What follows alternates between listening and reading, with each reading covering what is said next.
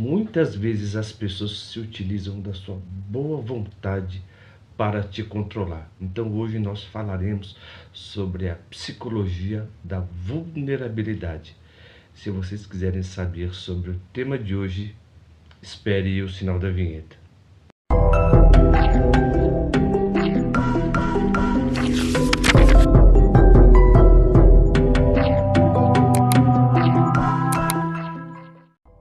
O que é ser vulnerável? O interessante é que nós, seres humanos, temos a capacidade de nos relacionar com as pessoas. Há pessoas, por exemplo, que nos identificamos de uma certa maneira. Há pessoas, por exemplo, que nós somos mais solícitas, damos mais atenção e ajudamos.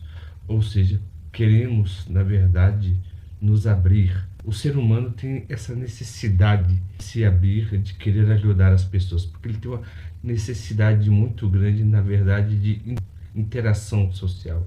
Porque uma pessoa que não está sozinha, na verdade, ela não consegue desenvolver a sua humanidade.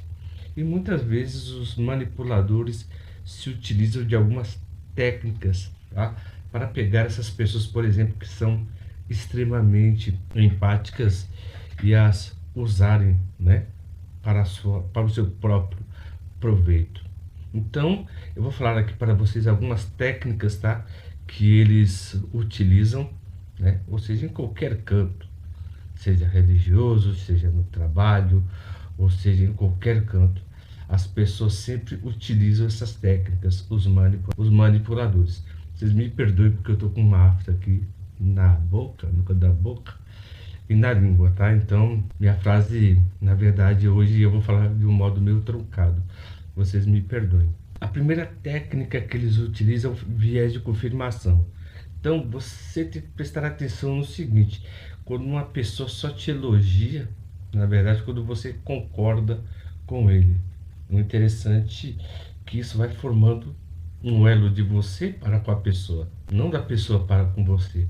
Porque se você fala uma palavra que o seu chefe ou que um líder religioso te agrada, ele sempre vai fazer o que, na verdade, toda vez que tiver alguma situação adversa, como ele está numa escala hierárquica, né, sobre você, então, por exemplo, quando ele vê que você vai falar algo, por exemplo, que está de acordo com essa instituição, ele sempre vai pegar o que vai falar, vai te elogiar na maioria das vezes, né? Ele, é isso mesmo, você está certo. Então, você tem que tomar cuidado, na verdade, com essa pessoa que te elogia, né? Só quando você concorda com ele. Porque essa pessoa, na maioria das vezes, vai te controlar depois e querer roubar a sua identidade. Então você tem que perguntar se isso faz sentido para você. Você sabe, sempre concordar com essa pessoa. Porque muitas vezes, por exemplo, o manipulador percebe que você tem um senso de pertencimento muito grande. Você quer fazer parte de algo e ele vai utilizar isso apenas como uma forma de tirar proveito de você. Então você tem que pensar muito bem nisso, se isso faz sentido, tá? Então esse que eu falei com vocês é o viés de confirmação. A segunda tática que eles usam é o medo do abandono.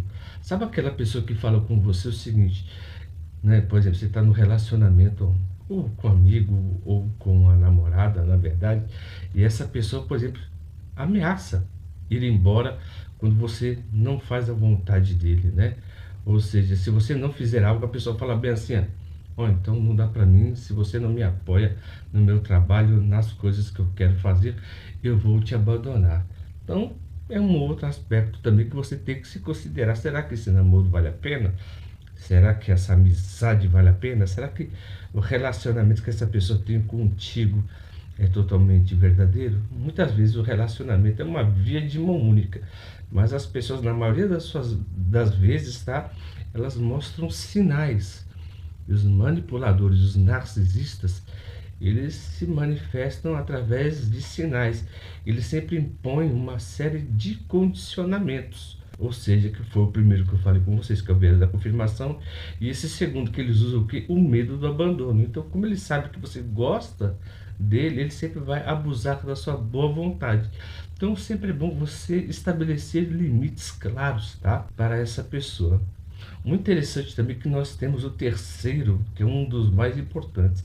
Mas antes eu quero informar com vocês, por exemplo, se vocês estão gostando do conteúdo que eu estou passando, se o conteúdo é relevante mesmo para vocês, por gentileza, se inscrevam no nosso canal, apertem o botão das notificações e comentem, né, a experiência que vocês tiveram com esses seres, por exemplo, que são totalmente maliciosos de uma certa maneira. Todo ser humano tem o seu sinal de malícia, mas uma pessoa que tem traços tipicamente constantes, na maioria das vezes essa pessoa é um manipulador.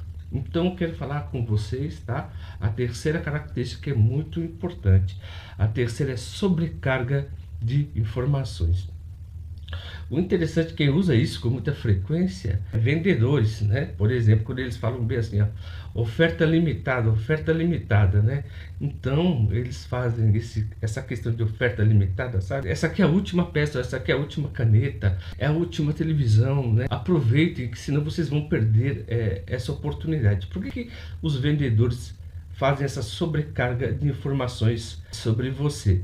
Para que você, por exemplo, tenha um senso de urgência. E o senso de urgência, na maioria das vezes, ele é fabricado, tá? Então, ele não existe. Então, ele vai gerando você, na verdade, uma espécie de ansiedade. E de ansiedade, você vai fazer o quê? Com a ansiedade, comprar por impulso. Ele vai te convencer de algo que você realmente não precisa para poder estabelecer um vínculo com essas funcionalidades, né? Por exemplo, assim, você tem uma máquina de cortar cabelo. Toda máquina de cortar cabelo. Só que vai falar assim, isso aqui é diferente, tem uma luzinha aqui, você aperta aqui, você rosqueia aqui, você sabe. Então ele trabalha muito, na verdade, criando necessidades que na maioria das vezes você não percebe. Aquela pessoa que, por exemplo, falar com você assim, vai na minha casa que eu quero contar algo que é extremamente importante. Eu tenho uma novidade para te contar, sabe? Então essa pessoa muitas vezes faz uma espécie de manipulação para que você vá na casa dessa pessoa e, por exemplo, se você não for, ela sempre vai jogar a informação para outra pessoa. Ou seja, não, se você não veio, então problema seu, porque aquela pessoa ela foi na minha casa e eu falei umas coisas para ela. Então você vê que até no meio, né, da fofoca isso acontece com muita frequência. Mas o interessante é que nesse aspecto, na verdade, essa sobrecarga de informações sempre gera uma espécie de ansiedade, faz você agir sem pensar, sabe? Ou seja, você vai ser totalmente levado pelas emoções. A quarta tática, né, que os manipuladores utilizam é a projeção de culpa. É aquela pessoa que diz assim, se você fosse o meu amigo, você estaria comigo, você me ajudaria. Então essa pessoa projeta aquilo que ele quer fazer, né? E que você, na maioria das vezes, está atrapalhando. Ele quer, mas ele quer o seu aval.